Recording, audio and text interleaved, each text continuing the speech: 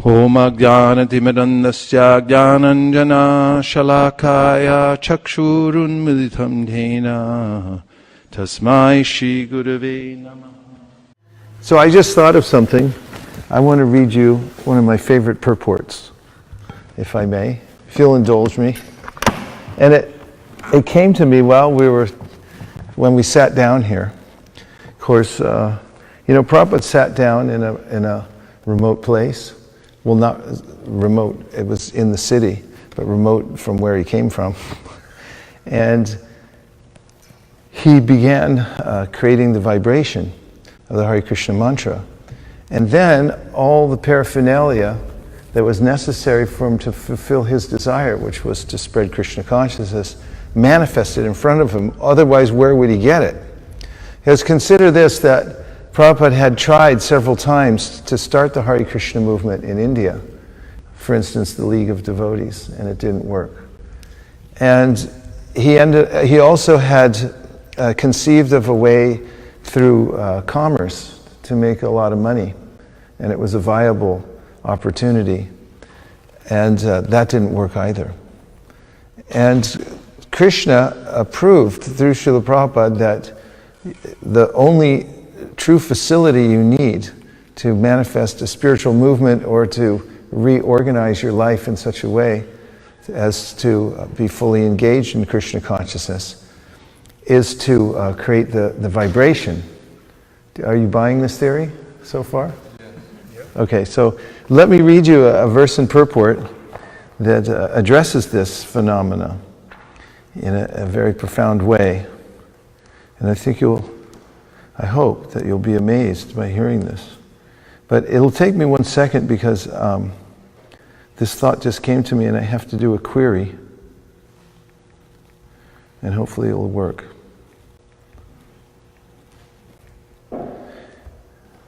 And in the meantime, before I read this, a few of you can just say why you came here today. What was like, there was a seed idea because, somehow or other you brought yourselves here. This is kind of there's a lot of going on in New York, other places you can be. But so, what was the thought? What's in it for you to come here? To hear from you on the Bhagavad Gita. To hear about the Bhagavad Gita? Okay. Anyone else? Yeah, I came to hear Harikatha from you, and that was the inspiration. Okay. Anyone else? Yesterday we were discussing this verse from Bhagavad Gita. Yes. That when you, even if you don't have any qualifications, if you hear from self-realized soul, you will also become self-realized one day. Okay.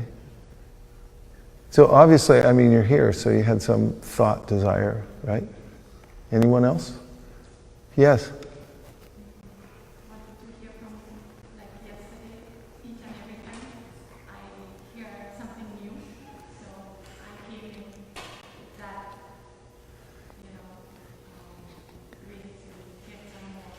Okay, so you wanted more. Good. All right.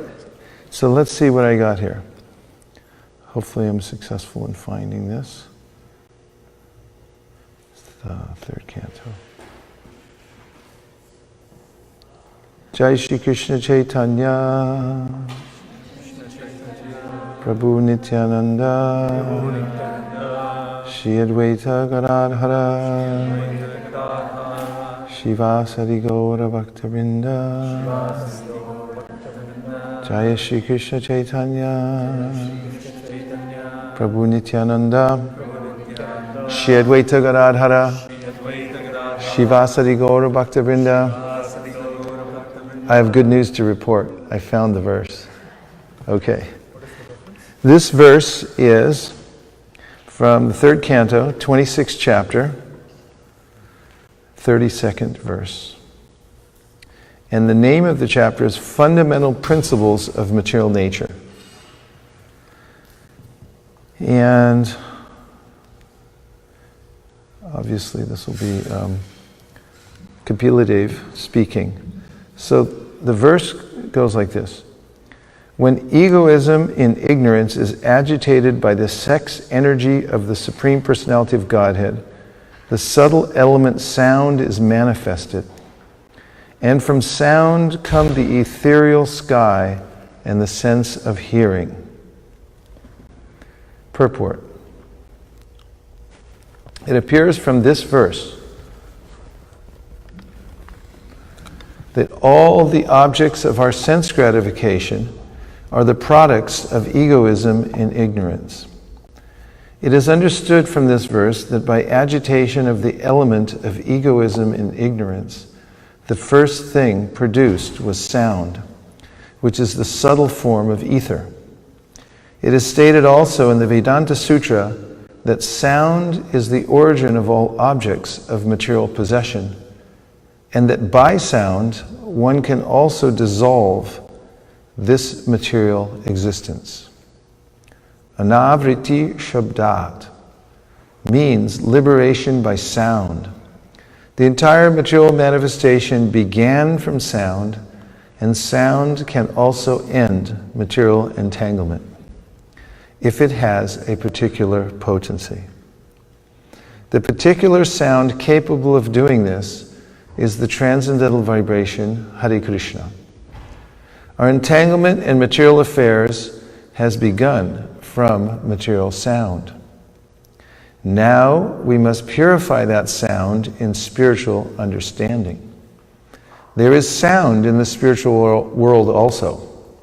If we approach that sound, then our spiritual life begins. And the other requirements for spiritual advancement will be supplied. I'm going to repeat that.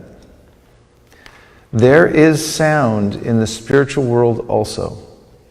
If we approach that sound, then our spiritual life begins, and the other requirements for spiritual advancement can be supplied. And so, just for the third time, I'm going to review this one sentence because it was the reason that I read this. So, when I walked into the room, there were a couple devotees and a chair. And then we started chanting, and then a bigger chair came. Then a microphone came. Then more devotees came. And then a camera came, and there's more drummers coming and so forth. So I was thinking of the principle of Prabhupada sitting in Thompson Square Park alone and creating spiritual sound, because he's importing sound from the spiritual world. And now that sound begins to manifest everything around him. So it manifested, did Krishna actually. When I say it, the sound is non-different from Krishna. It manifested the dwelling place where the devotees would stay at 26 2nd Avenue in Prabhupada's apartment. And then the seed idea for a corporation, the acronym ISKCON, ISKCON, manifested from that. And then lots of eager servitors came, and they went all over the world. They kept relaying that same sound here, there, and everywhere with the same result. So this principle has been proven. And here's the sentence again. There is sound in the spiritual world also. If we approach that sound, then our spiritual life begins, and the other requirements for spiritual advancement will be supplied. So I just wanted to ask you what it means to you when Prabhupada writes, if we approach that sound. In other words, there's sound in the spiritual world. What do you think he means by when we approach that sound? And what does it make you think of when it's approaching sound? Yes, Prabhu. So when we approach the sound, as in instead of running away from it, we embrace it, or we take shelter of the sound of the Mahamantra, and we give priority to that chanting, then everything else that's needed will manifest in our life. And I've heard you say this before in different lectures, that if you give priority to the chanting and to your spiritual life, then the rest of your life will organize itself very nicely around that. Thank you very much. Actually, considering what you just said, it reminded me of a verse from the Chaitanya Charitamrita which describes what faith means. We say faith, the word is actually Shraddha, and The verse says, Shraddha Shabde Vishwas Kahe Sudrida Nishoy Krishna Bhakti Koile Sarva Karma Krita Hoy. Which means that when one has this understanding that by taking shelter of spiritual sound, that everything else will be manifest. Or as it's Sarva Karma Krita Hoy, all other things will be done properly if you take care of that part of your life. And the increasing awareness and determination to work on that level is what faith means. If anybody gets uncomfortable, please feel free to sit in chairs also, because it's easier to hear when you're comfortable. And what about approaching sound? When you heard that, approaching spiritual sound, there's sound in the spiritual world also, and when you approach that sound, then all other requirements for your spiritual life will be manifested. What does it sound like to you, that statement? What does it mean to you? Yes?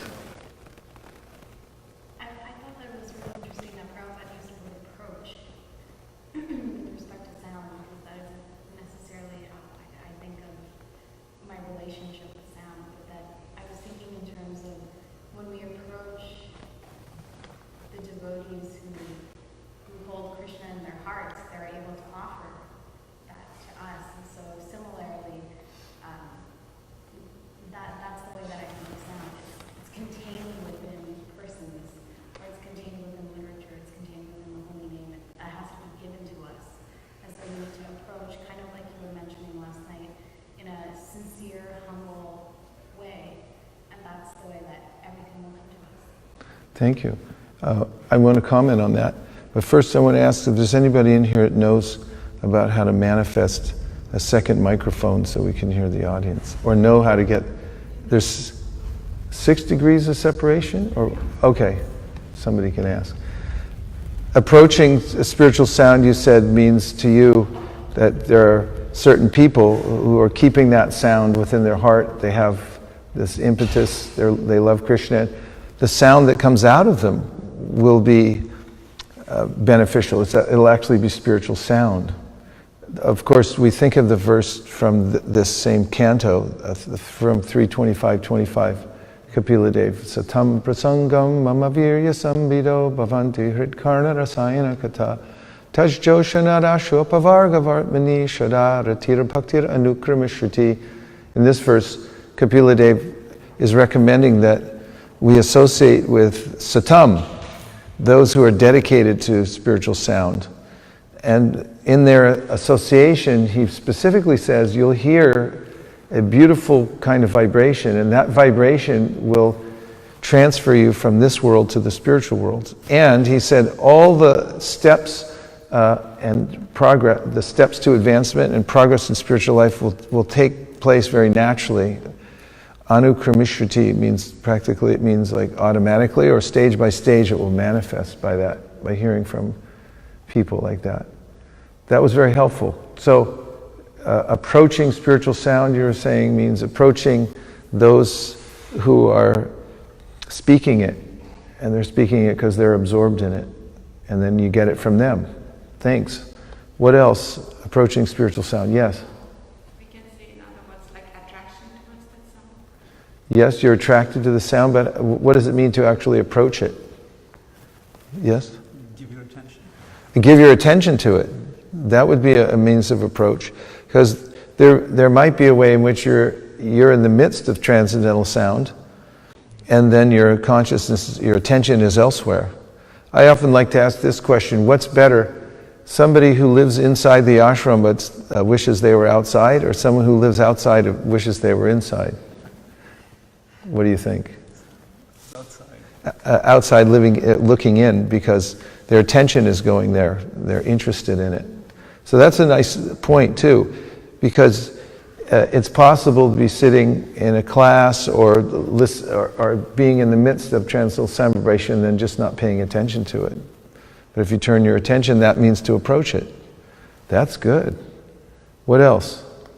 Approaching transcendental sound, yes. In that regard, especially reminds me of the verse, Shrindaswakata Krishna, that if you develop the urge to hear the messages, especially, then all one, they're inherently virtuous, and two, by developing the urge of hearing, then automatically your heart is cleansed. Yes, a good point. That, of course, that sequence starts with Shushu Shro Shodhatanasya Vasudeva Kataruchi Syan Maha Seveya Vipra Punya Tirtha Nishevanat. That when you serve the devotees, then you develop an affinity for hearing, which is a nice word, affinity. And from that hearing, then Krishna helps from within the heart to cleanse the desire for material enjoyment. You know, there's a point about being in the right place at the right time. Much of spiritual life is like that. Prabhupada once said that God helps those who help themselves means that helping oneself means putting oneself in front of transcendental sound vibration. So even if you don't feel like it, have you ever been in a situation where you didn't feel like it, but you put yourself in front of transcendental sound vibration anyway? Like, you know, you kind of dragged yourself there.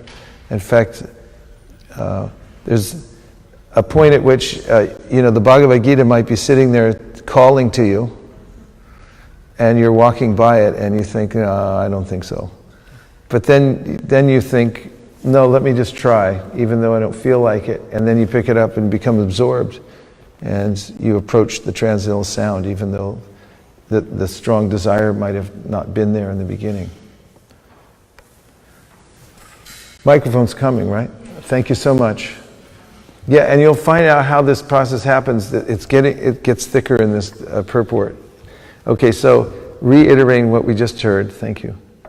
There is sound in the spiritual world also. If we approach that sound, then our spiritual life begins. And the other requirements for spiritual advancement will be supplied. We have to understand very clearly that sound is the beginning of the creation of all material objects for our sense gratification. Similarly, if sound is purified, our spiritual necessities also are produced from sound. Here it is said that from sound the ether became manifested, and that the air became manifested from ether. How the ethereal sky comes from sound, how the air comes from sky, and how fire comes from air will be explained later on. Sound is the cause of the sky, and sky is the cause of Shrotram, the ear. The ear is the first sense for receiving knowledge. One must give oral reception to any knowledge one wants to receive, either material or spiritual. I'll repeat that. One must give oral reception to any knowledge one wants to receive, either material or spiritual. What did I just say?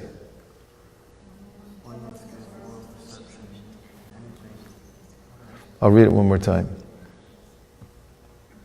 One must give oral reception to any knowledge one wants to receive, either material or spiritual. So let me just ask you this question. If you wanted to receive knowledge, material or spiritual, according to this sentence, where would you begin? 2 words. What does oral reception mean? What does oral mean? Who has a dictionary? It means words that come out from the mouth. Okay. Reception through the ears. All right. Okay, look it up. If you have a Merriam-Webster, that helps. I have one here if anybody needs it. Relating to the ear or the sense of hearing. Relating to the ear or sense of hearing, and what else does it say? Etymology, anything?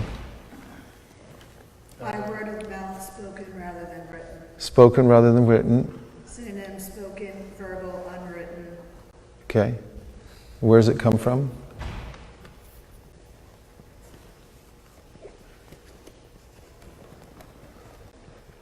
A French oral. From French, which means?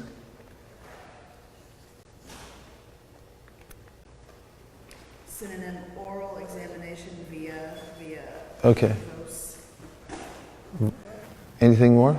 Both? Yeah. Okay, so Actually, Radhika Raman Prabhu was explaining to us in his class on Sanskrit that the early Vedas were all spoken. They didn't write them down. And this is an interesting fact. They were more accurate when they were spoken and not written. Isn't that interesting? And there was a way of memorizing the Vedas using intonations and various hand gestures and repetition. In fact, there were in certain societies, Brahmin societies, the children would memorize an entire section of the Vedas, or 2 entire sections, or 3 entire sections. If you ever meet somebody named Trivedi, somewhere in their family tree they had someone who memorized three whole Vedas. That's why they're called Trivedi, 3 Vedas. So by oral reception. And we just talked recently, I gave a seminar about reception or receptivity, the ability to actually hear and receive. It requires a certain state of mind or consciousness, and that requires a certain lifestyle. And if one's in a lifestyle that in which one's consciousness is disturbed or distracted, it's very difficult to receive. It's hard to hear at all. So oral reception is an art and a lifestyle. It means you have to organize your life around the principle of hearing, which means you might have to make some adjustments. For instance, once I went to a memorial service for one of my friends from high school.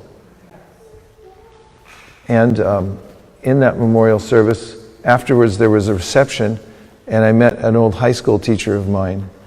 And she was asking me, because she saw me leave high school and join the Hare Krishna movement, she wondered what happened after that.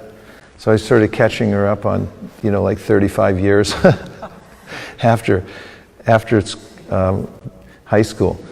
And so I was telling about her, and she thought it was quite interesting, until a friend of hers came over and handed her a glass of wine. And I noticed that it was very scientific. Every time she took another sip, she became less receptive and less able to understand. So this is an example. There are lifestyle adjustments that one makes in order to be more receptive.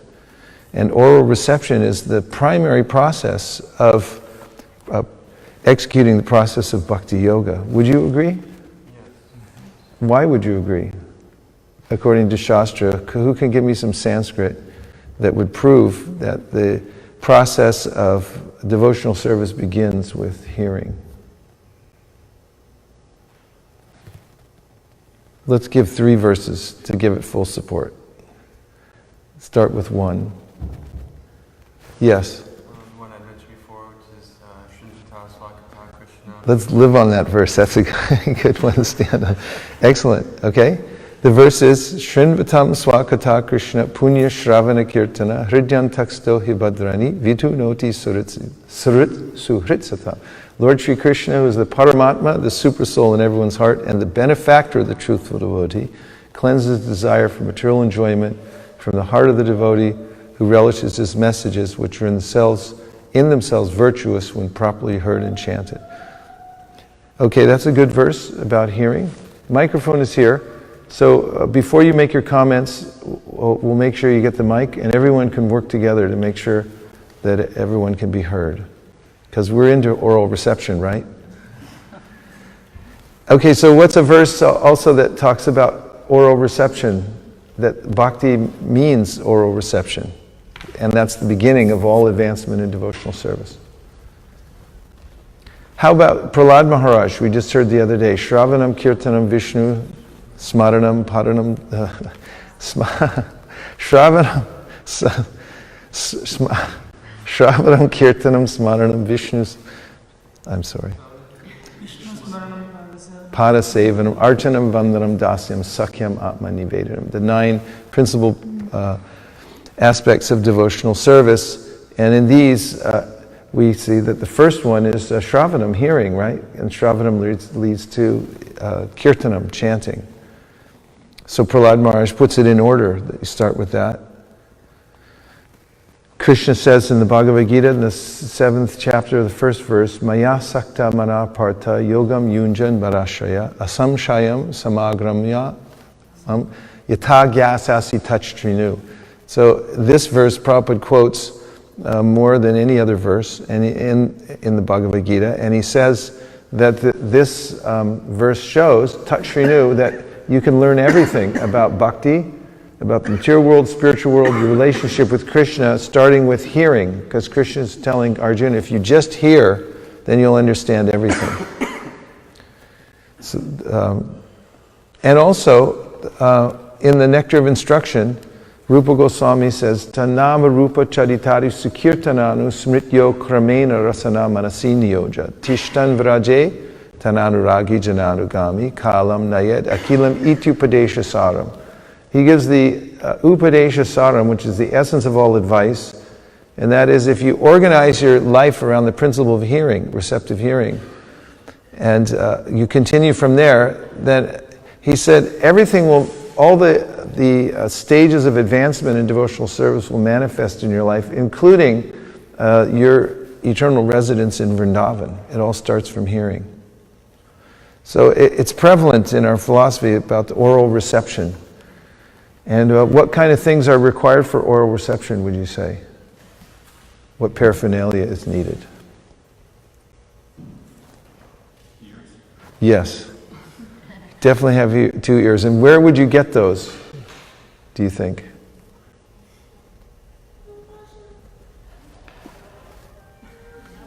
Huh? It comes, standard equipment? Okay.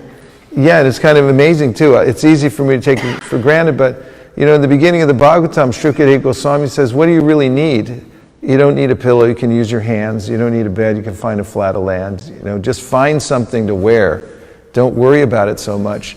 The main thing is you're already equipped. You came with everything that you need to do what you have to do in this life.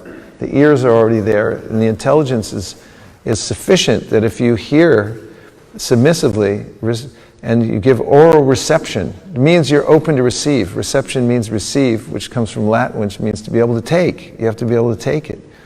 And if you can do that, then naturally all other paraphernalia gets manifested in your life, and all other stages of advancement happen step by step. But that's the part where I give myself for the oral reception. I'm open to it. I'm listening. Now, Prabhupada said that when he first listened to his spiritual master, he didn't understand everything he was saying. He said, but he kept listening, and then everything became clear. And you'll note that his guru, see, Prabhupada he could only come to a few programs because he was a grihastha, and he was very busy with doing his enterprise and also with his family.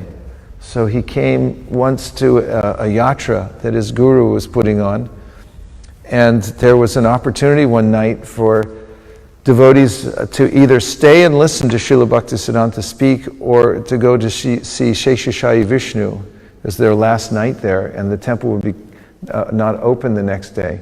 So almost all the pilgrims went to see Sheshashayi Vishnu, and a few stayed to listen to Srila Bhaktisiddhanta. And Srila Bhaktisiddhanta noted the ones who stayed. Especially, he said, when he gave initiation, he got a recommendation from someone to initiate Abai. And he said, yes, I marked him. He likes to hear, he does not go away. And that's his qualification. So this is the main qualification in spiritual life. Even if you don't like to hear, at least you don't go away. And if you don't understand it, you stay there and listen. That's what makes you advanced, is you stay and listen. And if you hear in the association of devotees, then naturally all other things that are necessary for your advancement will manifest in your life automatically. That's how powerful hearing is. Oral reception. Continue? Yeah, you got to hear the rest of this. It's fantastic. Okay.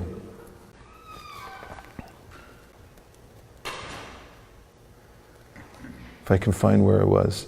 There is, here it is said, okay, one must give oral reception to any knowledge one wants to receive, either material or spiritual. Therefore, Shrotram is very important.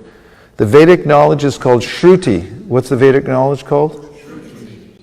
Why is it called Shruti? Because it's knowledge you hear. And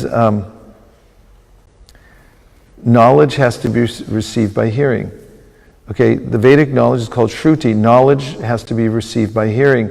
By hearing only, we can have access to either material or spiritual enjoyment. In the material world, we manufacture many things for our material comfort simply by hearing. They are already there, but just by hearing, one can transform them. See, this is a profound concept, and I'm going to say it again. It's like the things are already there, but you transform them by hearing about them. I'm going to read it again. In the material world, we manufacture many things for our material comfort simply by hearing. They are already there, but just by hearing, one can transform them. If we want to build a very high skyscraper, this does not mean that we have to create it. The materials for the skyscraper, wood, metal, earth, etc., are already there, but we make our intimate relationship with those already created material elements by hearing how to utilize them. Modern economic advancement for creation is also a product of hearing. And similarly, one can create a favorable field of spiritual activities by hearing from the right source. What can you create by hearing from the right source? Favorable field for spiritual understanding. That's a nice phrase, isn't it? Favorable field for spiritual understanding. And how do you create it? Hearing from the right source. Yes. Arjuna was a gross materialist in the bodily conception of life and was suffering from the bodily concept very acutely. But simply by hearing, Arjuna became a spiritualized, Krishna-conscious person. Hearing is very important, and that hearing is produced from the sky. By hearing only, we can make proper use of that which already exists. Oh my God, that's so profound, isn't it? Please say yes. Yes. Okay, thanks. By hearing only can we make proper use of that which already exists. The principle of hearing to properly utilize preconceived materials is applicable to spiritual paraphernalia as well. We must hear from the proper spiritual source. So there it is. A few comments. Just reflect what you just heard. Any part that grabbed you. Yes. Shrinvatam Swakad. Here comes the mic.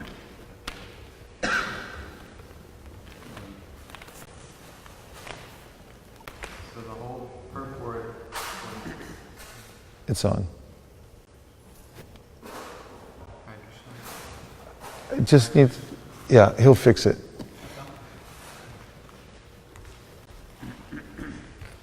So the whole purport was centered around hearing and the results from hearing, but some of the big ideas I picked out were that all enjoyment comes from hearing, material or spiritual, and also all knowledge comes from hearing, material or spiritual. And things like, plus everything else, how we know how to use things. Yeah, who would give an example, let's say from the material side? How would you say that the paraphernalia for your material enjoyment is already there, but you manifest it in your life by hearing? How would that work in a very practical sense, not philosophical? Yes. For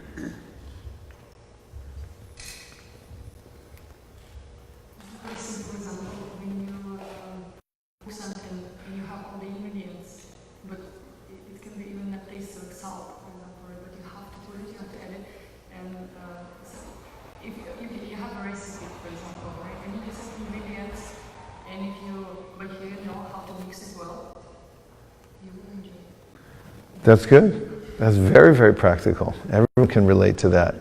You hear about how to make something and somebody teaches you the recipe and by oral reception you learn and then it manifests. Yes. Or, someone goes to get an education in some material science and, you just sit there and listen, basically.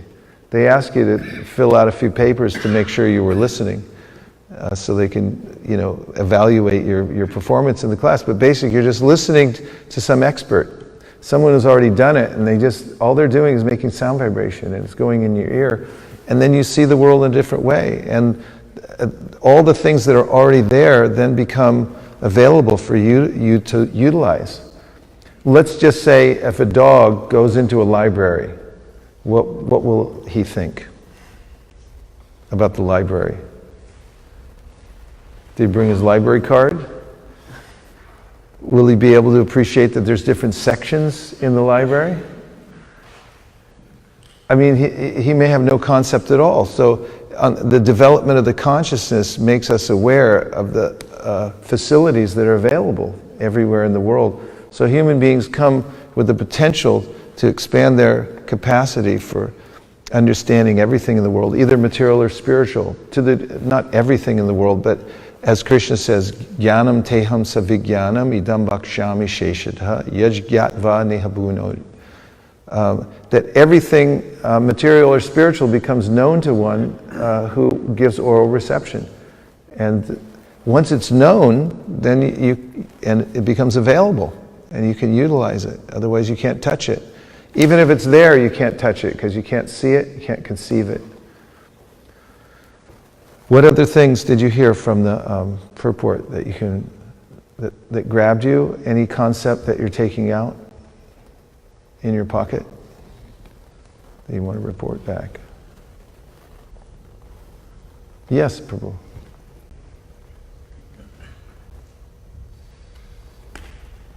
So I love the point that you made, quoted Srila Prabhupada, helping oneself means putting oneself in front of transcendental sound vibration. Yeah. And we might sometimes not feel like being there, but if we push ourselves anyway, it will manifest. Yes. In many ways. It's very practical. If you can use your intelligence, even if you don't have taste, if you use your intelligence to understand that if I put myself in front of the transcendental sound vibration, then everything that I'm actually looking for will manifest in my life. And it'll become available. And it's the panacea. It's the only way to actually solve the problems or deal with the complexities of life is to hear transcendental sound. If you try to deal with it independently without hearing properly, then it may just become more complex. What other things did you hear? Or feeling are you taking away, or practical step from this purport? Yes?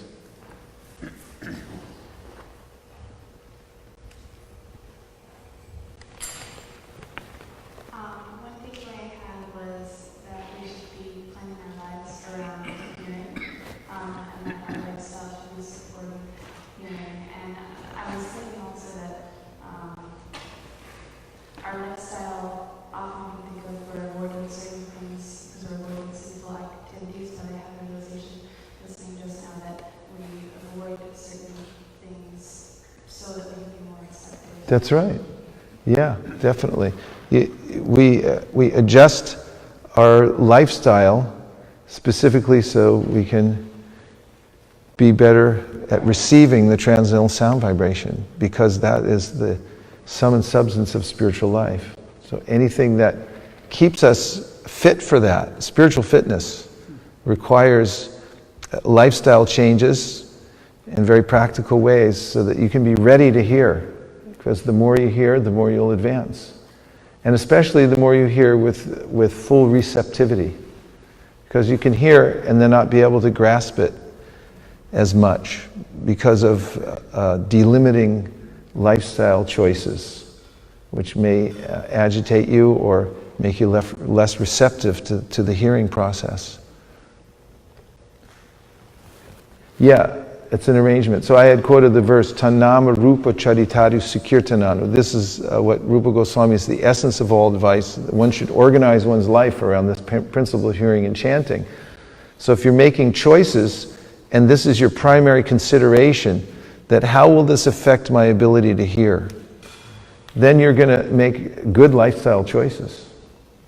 Like, somebody, will I be farther away from hearing or closer away? I make more money there, but actually I'll hear more if I'm closer. or whatever way that you're organizing around that principle, whatever decisions you make, if you make it based on this, then that will be helpful for your advancement.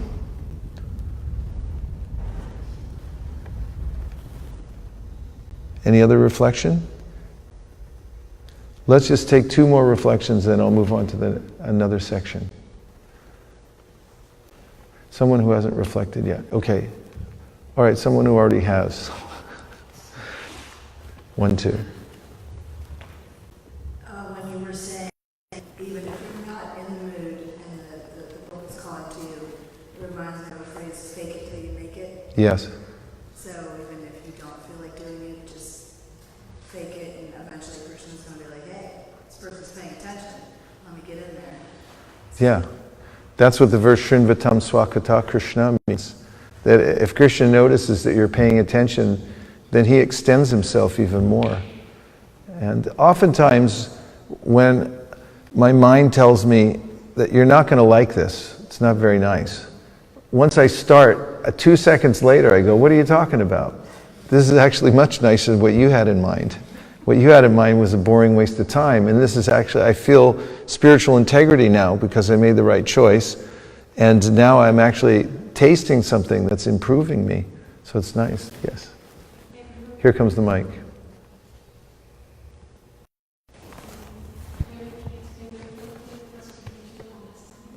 Can you hold that really close and say it again? Yeah. What for spiritual? What's favorable? Hearing is favorable for spiritual understanding. That is a fact. Yeah. Hearing from the right source is extremely favorable for spiritual understanding. So this can be done. It can be done. And actually hearing about hearing is important, because when you hear about hearing, then you'll decide, okay, if I have a choice, that's what I'll do. Or if I have a way of organizing my life, then I'll make choices based on that when you hear about it. And then the more you do that, even if you start in a small way, let's just say you're really busy. Not many people are very busy these days, but just in case you were. And you're trying to find an opening. The hearing becomes like a wedge. On a wedge, there's a small end, and then it gets bigger and bigger. So even if you start with a little bit of hearing, it's like putting the sharp end of the wedge in first. It's very tiny. But spiritual sound, when purified, Prabhupada mentioned purifying the sound vibration, expands. And the more you apply, if you just apply a little bit of pressure and incrementally increase it, it opens up a space in your life. And that's kind of an empowered activity, because actually no one can do anything without some kind of empowerment, either by the material energy or by Krishna himself. And if we give a little impetus on our side for the hearing process, then gradually we become more and more empowered to hear more. And there's a bigger space in our life to do it. It can start with us making these tiny little choices. Then instead of walking past the Bhagavad Gita, I pick it up and I read a little bit. Start the small end of the wedge and let it open up a space for you so you can hear more. Okay, so I heard Rasanath Prabhu say that he came here to hear Bhagavad Gita. Is that true? So, in an attempt to please Rasanath Prabhu, I'm going to open the Bhagavad Gita and read something. Hare Krishna, Krishna Krishna, Hare Hare, Hare Rama, Rama Rama, Hare Hare. Can anybody guess which verse I'm going to choose? You have a 1 out of 700 chance. But actually it might be more informed than that, since we were just talking about a few verses. You're right, it's the first verse of the 7th chapter. This 7th chapter is called Knowledge of the Absolute, and the first verse starts with Krishna speaking. He says, "Now hear, O son of Pratha, how by practicing yoga in full consciousness of me, with mind attached to me, you can know me in full, free from doubt." So just to make us all aware of a couple of the words in the verse, in the Sanskrit, that are important. So Krishna, uses this phrase, asakta mana. Everyone say asakta. So asakta means attached. And mana means mind. So this is one of the goals of yoga that he's talking about here. The mind attached to me. So when the mind becomes attached to Krishna, then one's coming closer and closer to the more it becomes attached to Krishna, the more one's coming closer to the goal of yoga. And what else might the mind be attached to? Have you ever noticed that the mind gets attached to certain things? Mana, asakta manaha. What does the mind become attached to? Besides Krishna. Of course, everything's Krishna, but he has different energies. What is it, I'm not talking about yourselves, but what kinds of things do people get their minds attached to? What? Maya, okay. There's a lot of specific possibilities within that category. Huh? Facebook? Yes, this is the primary this is the primary attachment of the mind in the current age, Facebook. So one might become attached to Facebook, and any other things? There were other suggestions? Money? Yeah, you might think about money. Mostly we worry about money because no matter how much you have, you need more. As soon as you get $1 million, then you need 2, and then it doesn't end. There's no satiation point. So the mind can be worried about that. And Krishna says earlier in the Bhagavad Gita that the symptom of a person who's self-realized is that such a person, prajahati, is able to give up yada kaman sarvan parta manogatan, the kind of attachments, well, first of all, that the mind is manufacturing. It gets attached to many different kinds of objects and ideas, because the mind's constantly manufacturing these things because of its previous association, as if they're coming off in a conveyor belt. So prajahati means the person is now aware of that, the movement of the mind, and doesn't grab onto all the manufactured ideas that are coming out of the mind. And then it says, atman yevatmana tushta. The mind, the person is able to look inwardly and find satisfaction in the self. Stita pragnasta dochite. Such a person is called a person who is steady in mind.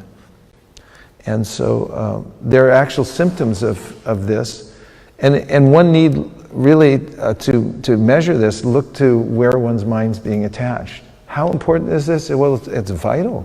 In the next chapter of the Gita, chapter 8, which is called Attaining the Supreme, Krishna makes definitive statements about the ways in which we are creating our next body because of the state of our mind. So one of the verses says, Yang vapi smaran bhavam tajatyante kalevaram tam tam evaite konteya sadatad bhava bhavita. And this means that when you're leaving the body, there's a way that your mind will be attached in a certain to a certain thing. And Prabhupada puts it like this: whatever subject matter attracts the attention of the dying man, he said, that will determine the next life. And I was just with a devotee who passed away. Actually, he had been practicing a little bit, but then when he got ill, he had cancer and he was dying, then he practiced a lot. And he was doing everything he could at the end, but when I talked to him about it, he said to me, it's very difficult. All my life up till now, I've been mostly focusing on getting more money. He said, it's really hard to give up right now. And because, you develop a certain kind of attachment, and it's not like you can just immediately give it up unless you've practiced.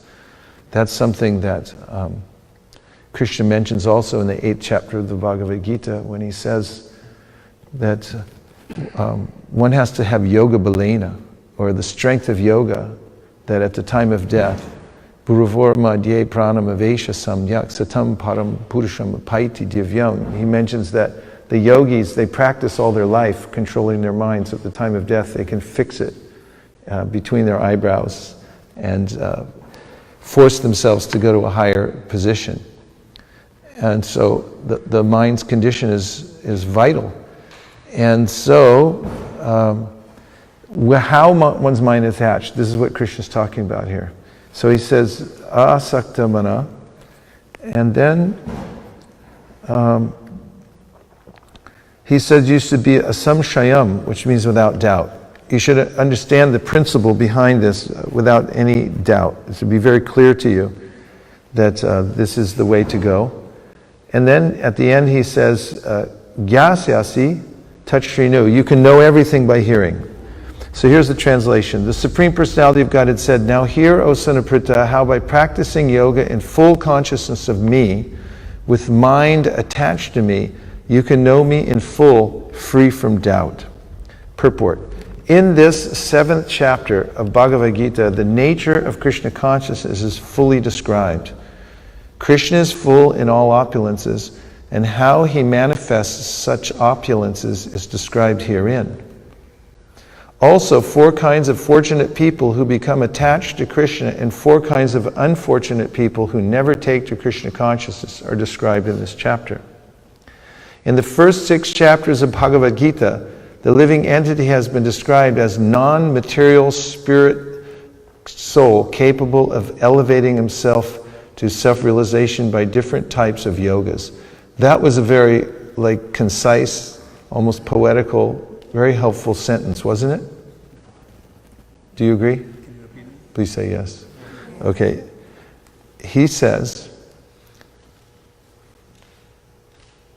the living entity has been described as non-material spirit soul capable of elevating himself to self-realization by different types of yogas. So that's almost something you could use when you distribute Bhagavad Gita. When you take out a Bhagavad Gita and show it to people, you could say, this book points out that we're non-material spiritual souls capable of elevating ourselves to self-realization by different types of yogas. That's what this book talks about. At the end of the 6th chapter, it has been clearly stated that the steady concentration of the mind upon Krishna, or in other words, Krishna consciousness, is the highest form of all yoga. By concentrating one's mind upon Krishna, one is able to know the absolute truth completely, but not otherwise. Impersonal Brahmajyotir, or localized Paramatma realization, is not perfect knowledge of the absolute truth, because it is partial. Full and scientific knowledge is Krishna, and everything is revealed to the person in Krishna consciousness. In complete Krishna consciousness, one knows that Krishna is ultimate knowledge beyond any doubts. Different types of yoga are only stepping stones on the path of Krishna consciousness. One who takes directly to Krishna consciousness automatically knows about Brahmajyotir and Paramatma in full. By practice of Krishna consciousness yoga, one can know everything in full, namely the absolute truth, the living entities, the material nature, and their manifestations with paraphernalia. One should therefore begin yoga practice as directed in the last verse of the 6th chapter. Concentration of the mind upon Krishna, the Supreme, is made possible by prescribed devotional service in 9 different forms, of which Shravanam is the first and most important. How's everybody doing? You're able to hear? Yeah? Okay. The Lord therefore says to Arjuna, touch Shrinu. What does he say? Or hear from me. No one can be a greater authority than Krishna, and therefore by hearing from him, one receives the greatest opportunity to become a perfectly Krishna conscious person. One has therefore to learn from Krishna directly or from a pure devotee of Krishna, and not from a non-devotee upstart, puffed up with academic education. Give us the definition of an upstart. We want to hear who not to hear from. Dictionary? We need a dictionary while we're ready to go. I think Christine's on it. Okay, don't hear from upstarts. Now we're going to hear what an upstart is. Go ahead. Give her the mic. A person who has risen suddenly to wealth or high position, usually one who behaves arrogantly. Any other definitions?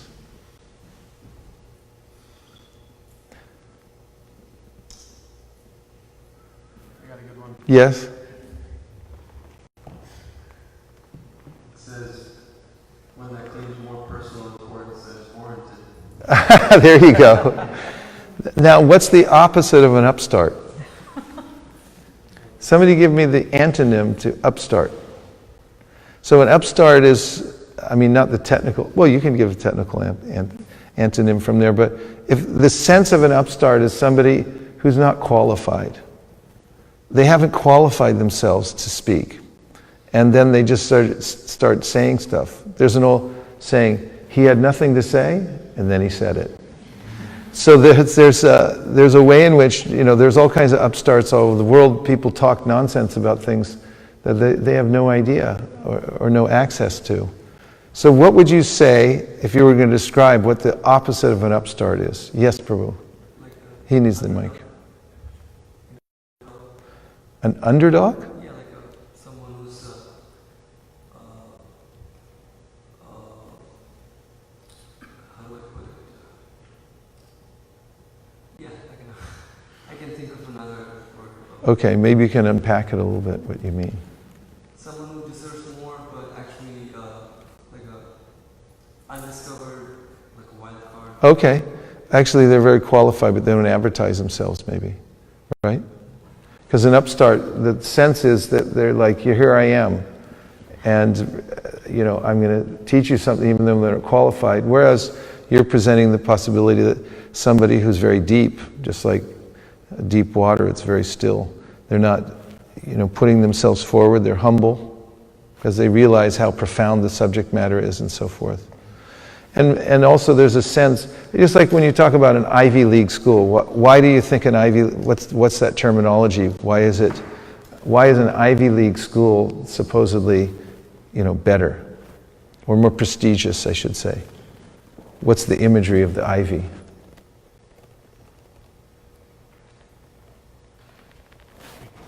Yes? It pulls oneself up. The imagery, I'm thinking it's been there for a while. It's been sitting there long enough for ivy to grow up over it. It hasn't, wasn't thrown up like last night. Somebody put up a trailer and put a sign that says, Brooklyn College or whatever. This is, it's actually established, well established. It's been there before you were born. That's why ivy grows on there. And that's the sense of somebody who's, steeped in the tradition. They have roots. And they have maturity and realization, and they're able to speak.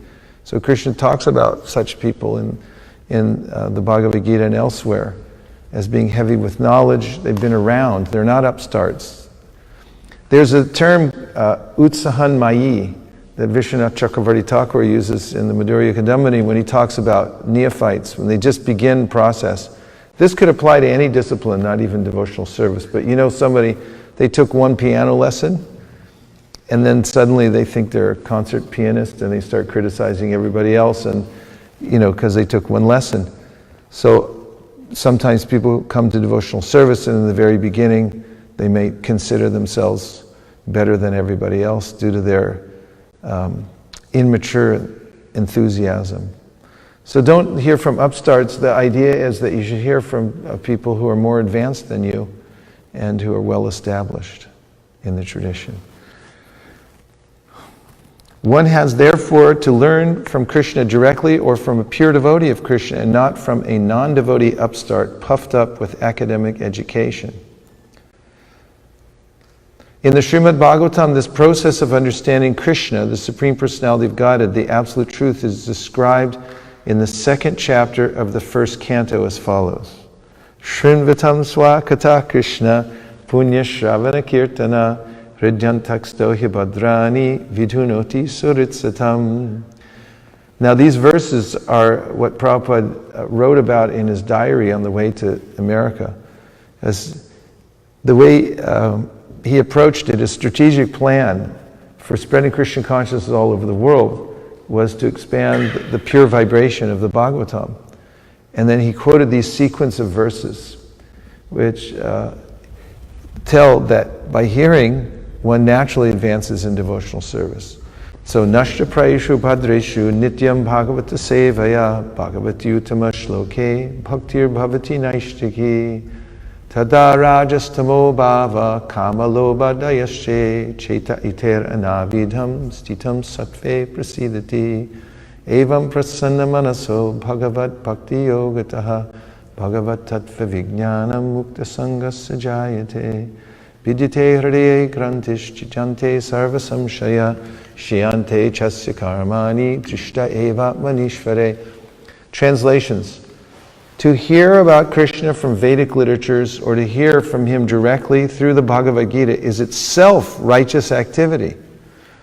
And one who hears about Krishna, and for one who hears about Krishna, Lord Krishna, who is dwelling in everyone's heart, acts as a best wishing friend and purifies the devotee who constantly engages in hearing of him.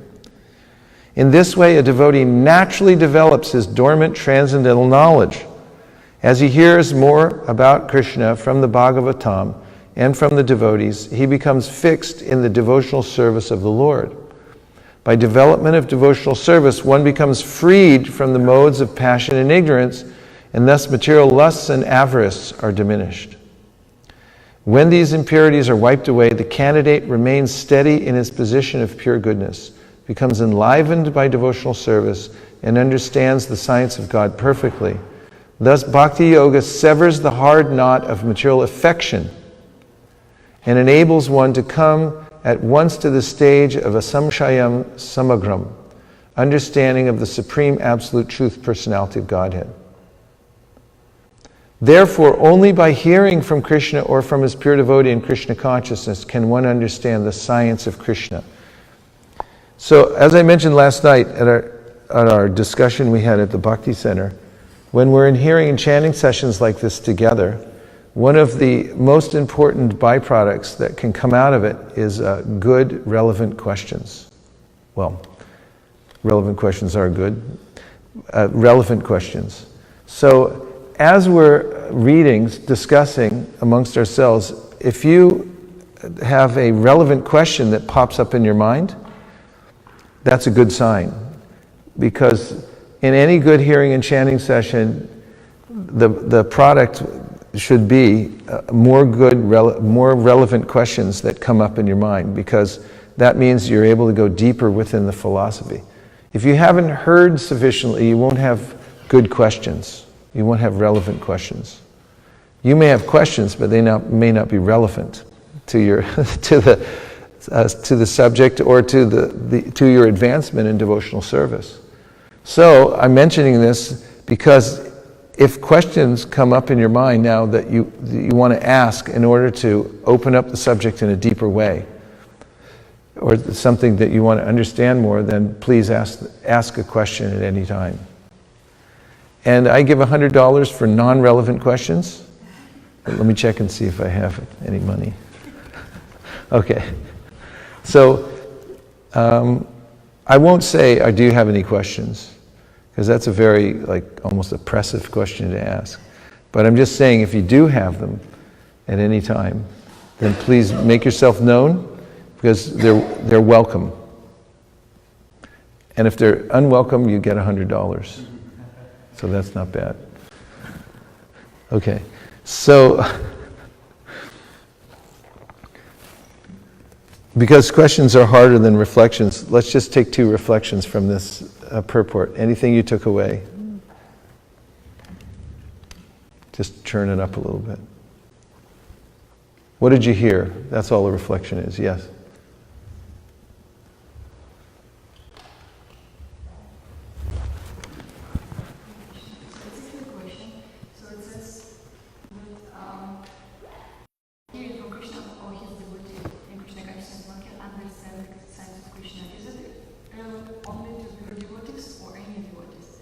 Well, you have to then ask, no, we want to hear from pure devotees. But then you might ask, what is a pure devotee? Mightn't you? In order to get the full answer to your question, you might then say, what's a pure devotee? Well, let's ask you, what do you mean by pure devotee? What is the definition of a pure devotee?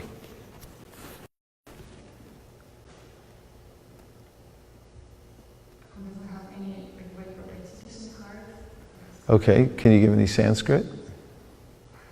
Anyone? Okay, go ahead. Let's hand the microphone over to Yugal Kishore and he'll give us some Sanskrit. Because that helps. When we're in these spiritual discussions, anytime that you can back up what you're saying with with Shastric reference, even if you can quote it in Sanskrit and English, that's good, or just say paraphrase it, that's also good. But being able to trace it back. See, this is like a law court. If you walk into a law court and you make a claim before the judge, you say, I think this man is guilty. And then the lawyer says, why? And then the judge says, why? And then the lawyer says, well, I don't know, I just feel that way. Or I have no idea. He's not going to win the judge over.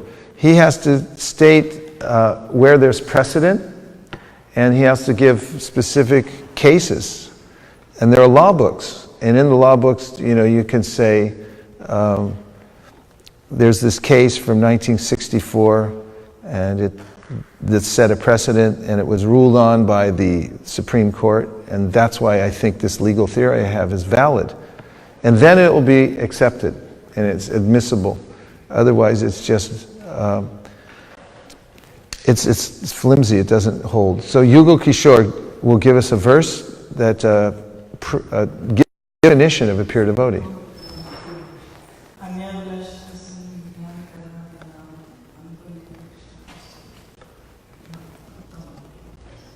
Okay. Say more, please, about it.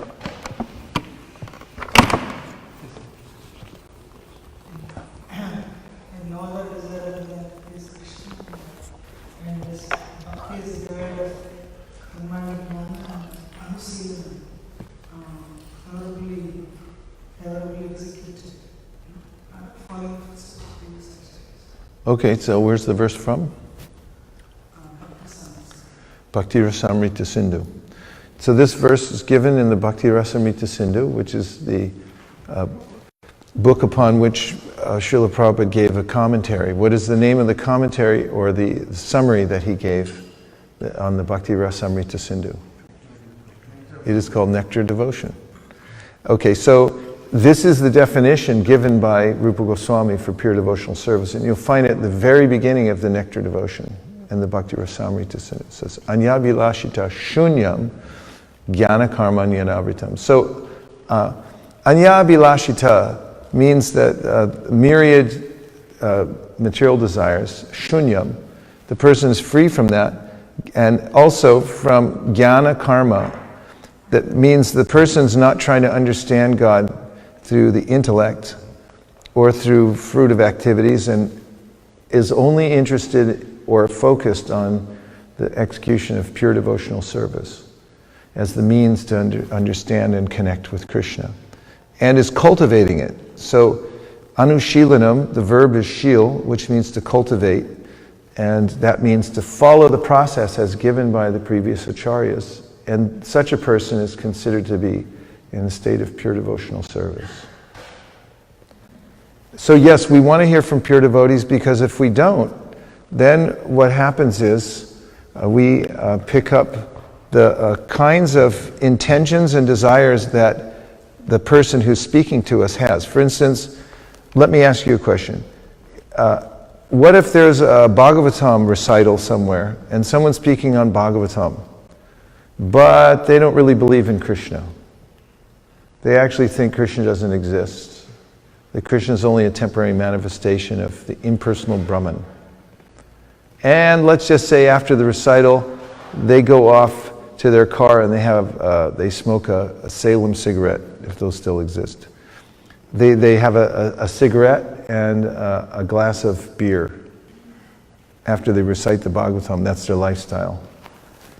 Do you think there would be any difference between hearing the Bhagavatam from such a person or from hearing someone who has reformed their lifestyle around the instructions of the scriptures and the pure devotees? What is your opinion? And who can prove that by quoting some Sanskrit or pointing to it, where it actually says that it states that explicit principle? Well, there's one verse I'm thinking. Are you thinking the same one? No, non-devotee, listening from non-devotee is like drinking the Mike, that's the verse. you can use the mic. That's the verse. Yes. Yeah, so this verse says, it gives an analogy, which I think we'll be able to appreciate. Let's just say this is a glass of milk right here. And I go out of the room, and while I'm out of the room, a snake crawls up on this lectern and starts drinking from the glass of milk. And then slithers away. And then I come back in, and I pick up the glass of milk and I drink it. So this is the analogy that Sanatana Goswami gives. Avaishnava mukund girnam putam harikatamritam shravanam naiva kartavyam sarpotishta yatapaya. Means that if you hear from people who have material contamination or a bad intention when they're speaking the Bhagavatam, although it's a good thing, just like milk's a good thing, if it's touched by the lips of a serpent, then it becomes poisonous and detrimental to hear. So it's a different experience altogether. So it's important to hear in the association of pure devotees. But can a neophyte, a person who's a beginner, who has some faults, also be a pure devotee? Let's just say somebody's a beginner, but they have full faith in the process of hearing, even though they may not be perfectly following everything, they're a little bit unsteady, they have some worldliness to them, could they be considered to be pure devotees? What is your opinion?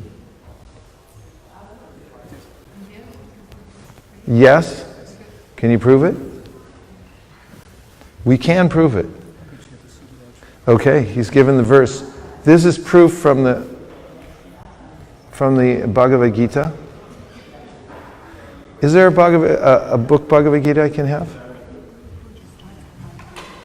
Oh my God, we used up all our time already? Well, that blew right past us, didn't it? All right, just to answer the last question. In the Bhagavad Gita, Krishna says, Api chet sudaracharo bhajate mam ananya bhak sadareva samantavya samyag vyavasitoista. That even if a person shows some worldliness, if they're properly situated in devotional service, they're to be considered pure devotees because their intention is right. Thank you very much for joining this extended session of hearing and chanting. That we'll try to extend them longer next time because I think we need about 5 or 6 hours to really get into it, right? Yes. But at least we started. And I'm so impressed that you all came out for this. So we're going to take a short break. There's going to be a Tulsi Puja, a Guru Puja, Tulsi Puja, and then in half an hour we're going to start up again. No? 6:30. See, I don't know what's going on around here. Okay, so at 6:30 we start up again with the hearing and chanting from Shastra, and we'll be all together again. So right now there's a couple of things. Guru Puja to start with. And Arti. Gaur Premanande. Vanchakalpadurvascha kripasanaveva patitanam pavanibhyo Vaishnavebhyo namo namaha Nantakoti Vaishnaviniti. Armarman, Natari Armarman, Natari Armarman, Natari Armarman, hey, Natari Armarman, Natari Armarman, Natari Armarman, Natari Armarman.